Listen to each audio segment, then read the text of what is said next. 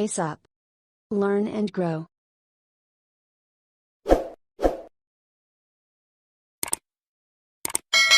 Hello friends, welcome to our channel pace up. आज हम देखने वाले हैं इंकल्सिव एजुकेशन का नेक्स्ट टॉपिक, नेक्स्ट पार्ट ही कह सकते हैं। एक्चुअली नेक्स्ट टॉपिक नहीं है क्योंकि ये कंटिन्यूटी में ही है।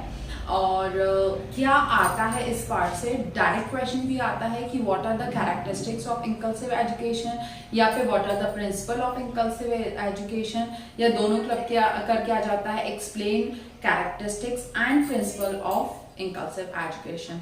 तो जैसा भी क्वेश्चन आए, आपको जितना मैंने यहाँ बोर्ड पे लिखा हुआ है वो तो इलेबोरेट करके लिखना है। इलेबोरेट यानी जितना मैं समझा रही हूँ, जो मैं मुंह से बोल के बता रही हूँ, वो भी आप अपने इसमें इंक्लूड करना अपने आंसर में। और अगर आपका आंसर मान लीजिए आपको लग रहा है कि वो 15 नंबर के हिसाब से आपके 4 या 5 पेज कवर नहीं हो रहे हैं, तो जो मैंने फर्स्ट वीडियो बनाया हुआ है इंकल्सिव एजुकेशन का, जिसमें मैंने सारी डिटेल्स बताई हुई है कि क्या होता है, क्या उसकी नीड है, इंपॉर्टेंस है, प्रॉब्लम्स है, वो भी आप उसमें अपना आंसर एलैबोरेट करने के लिए डिस्कस कर सकते हैं। तो चलिए स्टार्ट करते हैं अपना topic, characteristics of inclusive education. Video start करने के पहले अगर आपने चैनल को सब्सक्राइब नहीं किया तो सब्सक्राइब कर ले, ताकि आगे आने वाले वीडियोस आपको हेल्प करते रहें आपके एग्जाम्स के लिए। तो देखते हैं कैरेक्टरिस्टिक्स क्या क्या हैं, क्या ज़रूरत है और कैसा एक्चुअली में इंकल्सिव एजुकेशन में होना चाहिए। तो फर्स्ट पार्ट है आपका कैरेक्टरिस्टिक्स एजुकेशन फॉर ऑल। अब जैसे ये साइड हेडिंग हो गई आपकी एजुकेशन फॉर ऑल, तो जो मैं आपको समझाने वाली हूँ वो आप अपने वर्ड्स में उसके अंदर इलैबोरेट करके लिख सकते हैं, जिसमें आपका आंसर भी इंक्रीज हो जाएगा और आपको मार्क्स भी गेन हो जाएंगे। तो एजुकेशन फॉर ऑल का मतलब है, चाहे हम किसी भी जाति से, किसी भी धर्म से, किसी भी स्टेट से या कहीं से भी आते हो, या कोई फिजिकली चैलेंज्ड है या स्पेशल स्टूडेंट है, उन सबको बराबर एजुकेशन दी जाए। ऐसा ना हो कि कोई पीछे रह जाए या उसको एडमिशन ही ना मिले या हम उसको हेल्प ना कर पाए टीचर। तो एजुकेशन फॉर ऑल का मतलब यही है कि अलग अलग होने के बावजूद हम सबको एक साथ लेके एक तरीके से इक्विवेलेंट वे में पढ़ाएं। पार्शियलिटी ना हो किसी के साथ कि नहीं वो बच्चा कमजोर है इसलिए हम उसको नहीं पढ़ाएंगे या उस पर ध्यान नहीं देंगे। तो एजुकेशन फॉर ऑल यही है। नेक्स्ट है education based on diversity. Diversity कैसे होती है? हर एक बच्चा अलग घर से, अलग माहौल से, अलग कास्ट से बिलीव करता है, अलग तरीके की लैंग्वेजेस बोलते हैं घर में। बट यहाँ पे डाइवर्सिटी मतलब कोई कहीं से भी, चाहे पुअर हो, चाहे रिच हो, चाहे गुड लुकिंग हो, चाहे नॉर्मल लुकिंग हो, तो हमें उसको इक्वल एजुकेशन देना है। और उनको भी, उनके मन में भी हमें यही इनकलकेट करना है कि हमको सबके साथ इक्वल और अच्छा बिहेव करना है। तो डाइवर्सिटी के होने के बावजूद भी वो एक दूसरे के रिलीजन का रिस्पेक्ट करना सीखें, एक दूसरे की भावनाओं का रिस्पेक्ट करना सीखें और एक दूसरे के कल्चर को भी रिस्पेक्ट करें। क्योंकि हो सकता है कि एक अपने घर में ईद सेलिब्रेट करता हो और हो सकता है एक अपने घर में दिवाली सेलिब्रेट करता हो, तो दोनों ही एक दूसरे को समझकर और हेल्प करके चलें। Minimising barriers. मिनिमाइजिंग बैरियर्स बहुत सारे जो मैंने पहले वीडियो में भी डिस्कस किए हैं। सोशल बैरियर्स हैं, फिजिकल बैरियर्स हैं, पेरेंट्स एक्सेप्ट नहीं करते हैं, अदर पेरेंट्स नहीं एक्सेप्ट करते हैं, कई बार टीचर्स कोऑपरेट नहीं करती हैं उन बच्चों के साथ। तो इन सबको मिनिमाइज करना, ट्रेन्ड टीचर्स रखना, पेरेंट्स को बताना कि how to improve the society while we inculcate these thoughts in each and every student, कि सबको हमको एक साथ लेके चलना है। और फिजिकल बैरियर्स जैसे जो बाकी स्टाफ है, जो सर्विस स्टाफ है या हेल्पिंग स्टाफ है, वो भी ऐसे बच्चों को हेल्प करे जो चल नहीं पा रहे हैं या अच्छे से देख नहीं पा रहे हैं, उनकी हेल्प करे। तो इस तरीके से हम बैरियर्स को, रुकावटों को कम कर सकते हैं।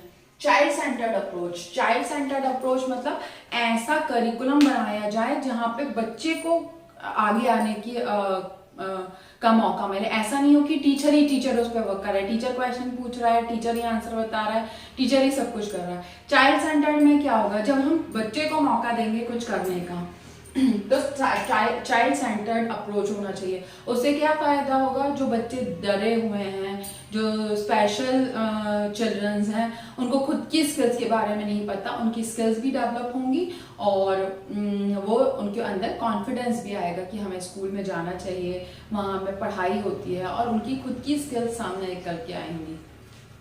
नेक्स्ट है school needs to accommodate all children. ये कंपलसरी एक रूल होना चाहिए हर एक स्कूल में कि चाहे बच्चा कैसा भी हो, उनको उस बच्चे को एडमिशन देना है, चाहे वो फिजिकली चैलेंज्ड हो, चाहे वो उसमें कोई भी कमियां हो, उनको ऐसा नहीं कि अलग सलग भेज दिया है। School need to accommodate all children.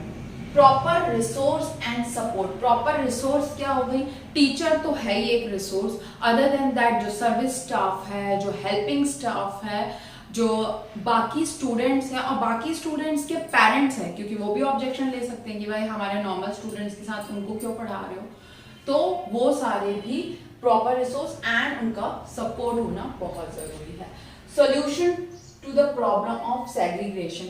Solution to the problem of segregation मतलब अलग थलग करने वाली उसकी जो प्रॉब्लम है कि भाई मान लीजिए एक फिजिकली चैलेंज्ड बच्चा कहीं रहता है और उसके घर के आधा किलोमीटर पे एक अच्छा स्कूल है, लेकिन वो स्कूल उसको एडमिशन नहीं दे रहा है। क्यों नहीं दे रहा है? क्योंकि वो फिजिकली चैलेंज्ड है।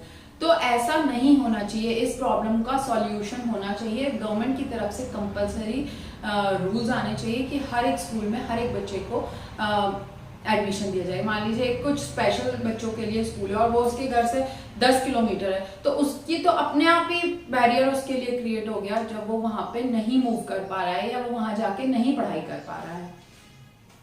Relevant curriculum, exactly relevant curriculum होना चाहिए। ऐसा हो कि जो चाइल्ड सेंटर्ड हो, जिसमें बच्चों को खुद करने का मौका मिले, वो इजीली चीजों को समझ पाए, प्रैक्टिकली चीजें सिखाई जाएं उनको, कुछ चार्ट से, कुछ मॉडल्स से। Least restrictive and most effective environment. Least restrictive जहाँ पे टोक बहुत कम हो, और मोस्ट इफेक्टिव एनवायरनमेंट जिससे जो बच्चे काम करें उसको वो सीख पाए, वो अपनी लाइफ में उसको इम्प्लीमेंट कर पाए और अपनी लाइफ में कुछ अच्छा कर पाए, सर्वाइव कर पाए। Creating and inclusive society. Inclusive society कैसे क्रिएट होगी? स्कूल से ही चालू हो गया है ना, कि टीचर हेल्प कर रही है, सर्विस स्टाफ हेल्प कर रहा है, जो छोटे छोटे बच्चे साथ में पढ़ रहे हैं या जो साथ में रह रहे हैं वो सब हेल्प कर रहे हैं, सर्विस स्टाफ हेल्प कर रहा है, तो अपने आप सोसाइटी ऐसी डेवलप होगी कि उनको भी नॉर्मल की तरह देखा जाएगा। Continuous review of policies and values. Continuous review होना चाहिए पॉलिसीज और वैल्यूज का, क्योंकि हर एक पॉलिसी और हर एक वैल्यू हर जगह काम नहीं आती है, उनको समय समय पे रिव्यू करते रहना चाहिए। स्कूल क्लाइमेट बहुत जरूरी है। कैसा क्लाइमेट हो? हेल्पिंग हो, थोड़ा सा सिंपैथेटिक हो उन बच्चों की तरफ। वेलकमिंग एटीट्यूड, हर जगह उनको वेलकम किया जाए। ऐसा नहीं कि स्टेज में कोई फंक्शन चल रहा है और बाकी नॉर्मल बच्चों को इन्वॉल्व किया गया और उनको अलग थलग रख दिया गया। नहीं, उनको भी हम स्टैंड कर सकते हैं या एक ग्रुप बना के उनको क्वायर में गाना गवा सकते हैं, या डांस अगर चल रहा है तो उनको बीच में स्टैंड करके कुछ भी एक्टिविटी करवा सकते हैं। पेरेंट्स इन्वॉल्वमेंट, पेरेंट्स जो है उनको भी इन्वॉल्व किया जाए कभी कभी एक्टिविटीज में, देखने के लिए कि वो बच्चे भी अच्छा इम्प्रूव कर रहे हैं और उनकी वजह से नॉर्मल स्टूडेंट्स को कोई प्रॉब्लम नहीं हो रही, और नॉर्मल जो स्पेशल बच्चे हैं उनके पेरेंट्स भी देखिए कि नॉर्मल बच्चे उनके बच्चों के साथ कैसे कोऑपरेट कर रहे हैं। करिकुलम एंड इंस्ट्रक्शन, जो मैं ऑलरेडी बता चुकी हूँ यहाँ पर कि करिकुलम और इंस्ट्रक्शंस। करिकुलम ऐसा हो जो बच्चे को हेल्प करे और चीजें समझने के लिए इजी हो, और इंस्ट्रक्शंस दिए जाए प्रॉपर कि किसके बाद कैसा क्या करना है। Role of teacher most important. टीचर का रोल बहुत इंपॉर्टेंट है। ट्रेन्ड टीचर्स होने चाहिए जो हेल्प कर सके, जो असिस्टेंट स्टाफ है, जो असिस्टेंट टीचर है, उसको भी वो बता सके कि कैसे बच्चे को हेल्प करना है या इसको कैसे इम्प्रूव करवाना है।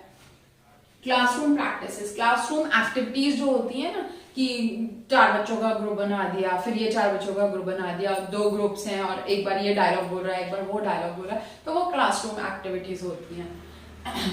सपोर्टिव एड्स एंड मटेरियल, जो भी मटेरियल है या एड्स हैं वो सपोर्टिव हो। ऐसा ना हो कि जो स्पेशल चिल्ड्रन है हम उनके हिसाब से चूज कर लें तो जो अच्छे स्टूडेंट है वो पीछे रह जाए, या जो हमने बहुत हाई फाई सेलेक्ट कर लिया जिसमें जो नॉर्मल स्टूडेंट्स हैं उनके हिसाब से, तो वो जो स्पेशल स्टूडेंट्स हैं वो ना समझ।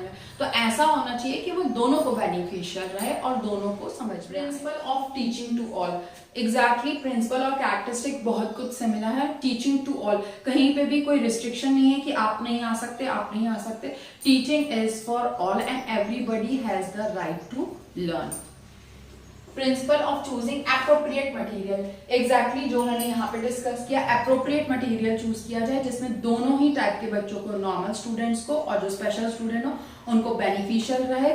नॉर्मल बच्चा जो है या अच्छा स्टूडेंट है वो पीछे ना रह जाए, और जो थोड़ा सा वीक है उसको भी मदद मिले आगे बढ़ने के लिए।